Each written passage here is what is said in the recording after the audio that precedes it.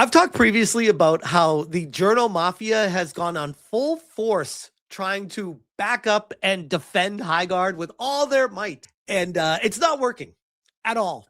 In fact, the Steam numbers are dropping rapidly. And from nearly 100,000 concurrent players down to around 14,000, you're talking about a 85% decrease in player count from launch day to second day. That's not great. The journos are doing what journos always seem to do when things aren't working out for the games they're trying to pump up and their buddies in gaming that they're trying to save the games for. They will say whatever they have to blame you, the customer, for not buying or playing the game. In this case, it's a free game. They're trying to shame you into feeling bad for not playing it. This is PC Gamer. Highguard is fine when you don't have an internet in your ear telling you it's nasty. Now, before we even go into this, I want everyone to notice who wrote this article. By Morgan Park. You might remember such names like Morgan Park as Troy McClure, because I've covered Morgan Park in the past. I said, add it to the Morgan Park trash take pile. Quote tweeting what I said in January 2025. This Morgan Park journo for PC Gamer reinforces the belief that games journalism can't go extinct soon enough. Latest article, Assassin's Creed Shadows is worth the wait.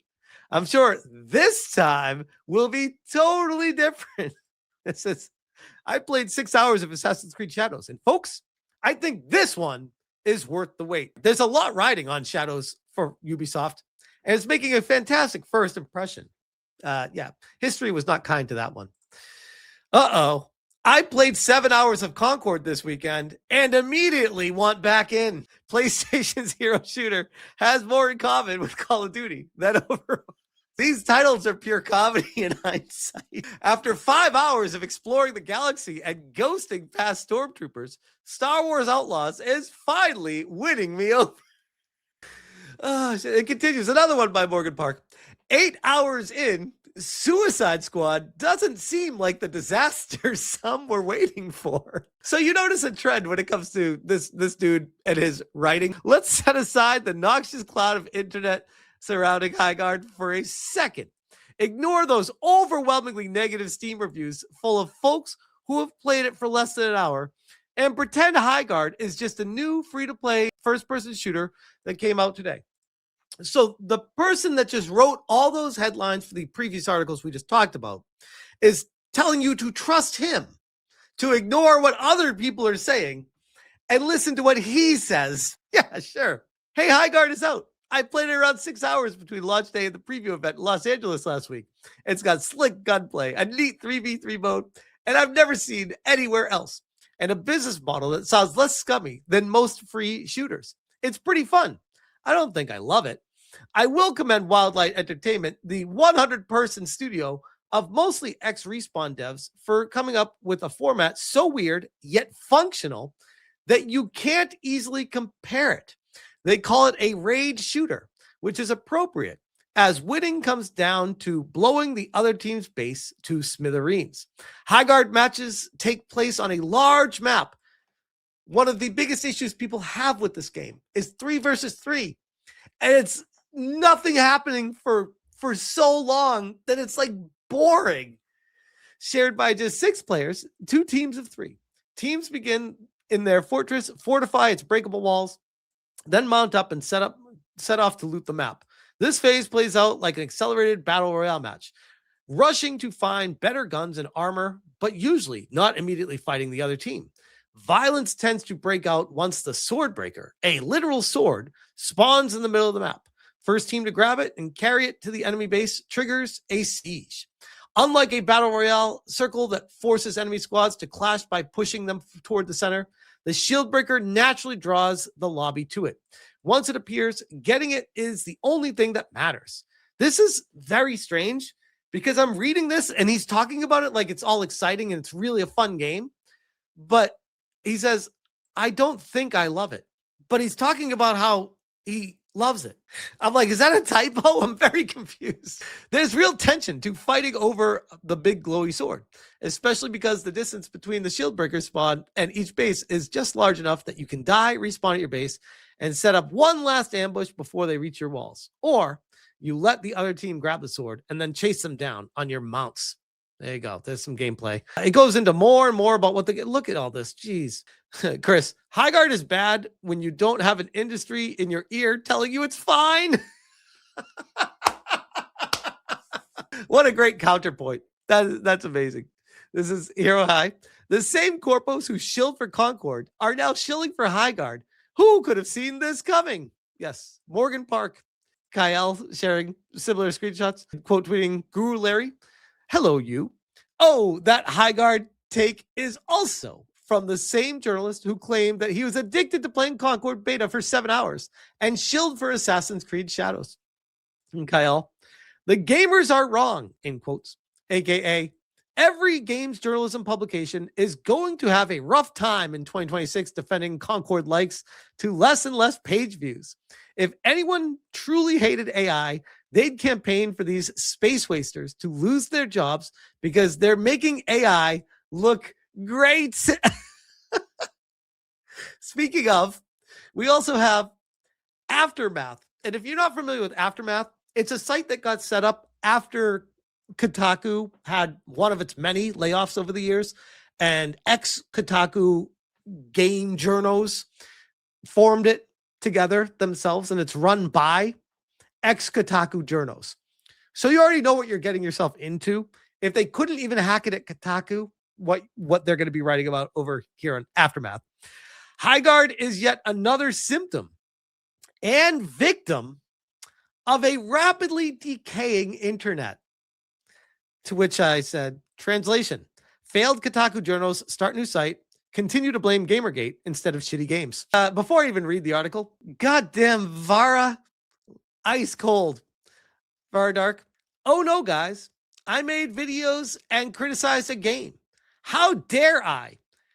Nathan Grayson is too busy running defense for another garbage game that he can't just admit it's bad, and that's why it's failing. Used my videos as an example of a slop tuber, but doesn't have the guts to tag me. What a dick.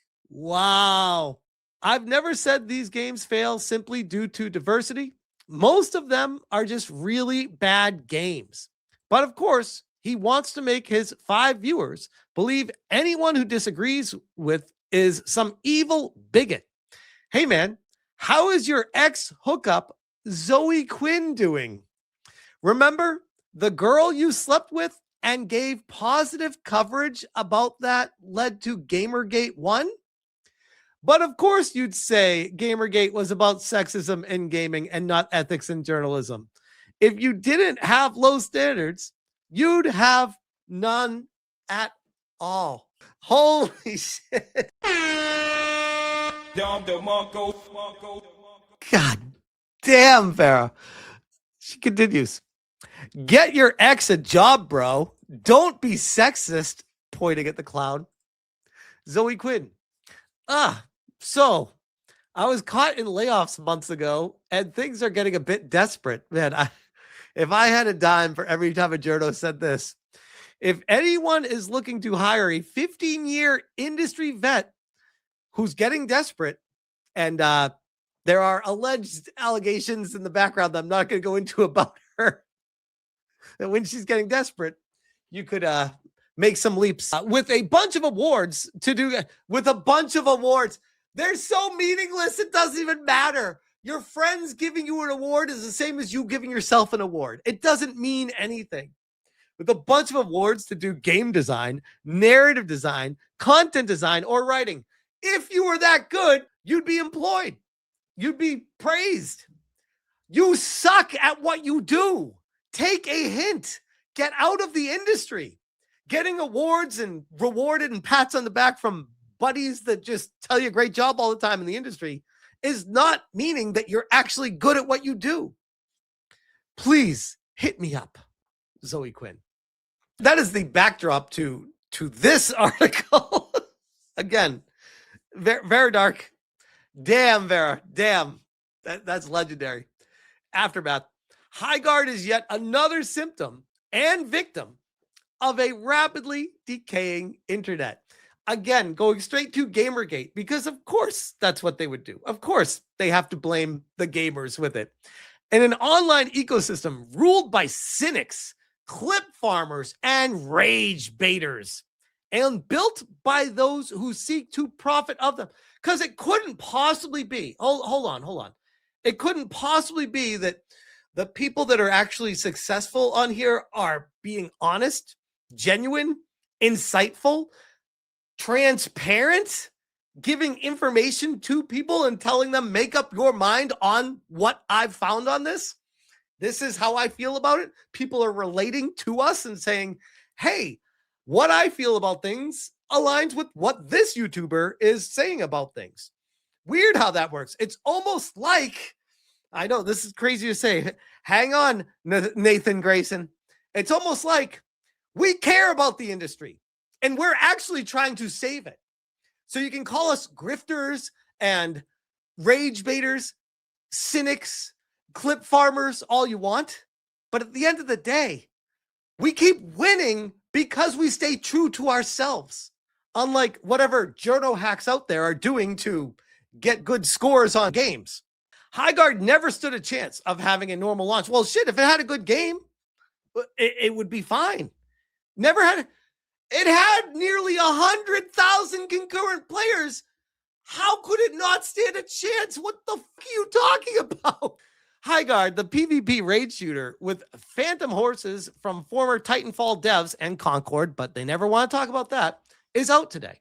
The road to this point has been long and winding, albeit only in terms of how it's felt to traverse. Revealed at the Game Awards, One More Thing, final trailer in December, Highguard proceeded to disappear into a month-long cloud of speculation and derision. What was this generic-looking multiplayer game that dared to occupy a slot reserved in viewers' mind for Half-Life 3 or Elder Scrolls 6? Details were scant, bordering on non-existent. Rage baiters and clip farmers on X and YouTube feasted. Highguard, the narrative went, had doomed itself to being the next Concord. Where? Who said that? I mean, first off, I shouldn't even say that. I'm sure there's some people that said that. The problem with statements like this is they're so ambiguous. It's so straw man. It's the internet. Of course, someone's going to say something that is rage bait or outrageous. You can't paint a broad brush and say, because this one random person said it, this is what the YouTubers do. This is who they are. Stop that shit. This is the journos trying to knock down the YouTubers. It's like a direct attack on the entire community by saying this kind of shit. As of today, we have an answer to the question of how Highguard actually plays. Decently enough, apparently, as well as a greater understanding of how we ended up here in the first place.